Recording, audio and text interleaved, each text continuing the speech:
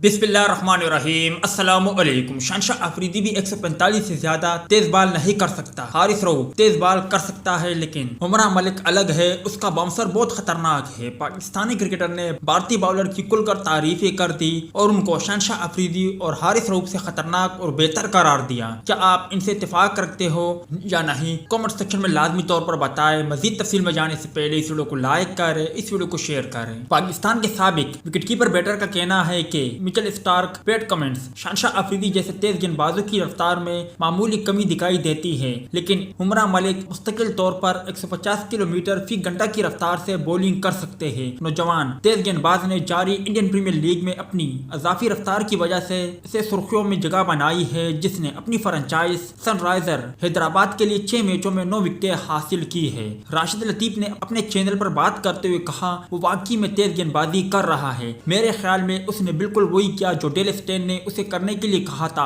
आपको ऐसे गेंदबाज नहीं मिलते जो बाकायदगी से 150 किलोमीटर फी घंटा की रफ्तार से गेंदें कर सके, लेकिन वो 155 और इससे भी तेज गेंद करने की सलाहियत रखते हैं। आप भाइयों को क्या लगता है, क्या आप राशिद लतीफ की इस बात से इत्तेफाक रखते हो? अगर उमरान मलिक 155 किलोमीटर फी घंटा की रफ्तार से भी तेज गेंद कर सकता है तो फिर तो ऐसे में वो शोएब अख्तर का रिकॉर्ड भी तोड़ सकते हैं। बकौल राशिद लतीफ के। वीडियो अच्छी लगे तो इसे लाइक जरूर करें।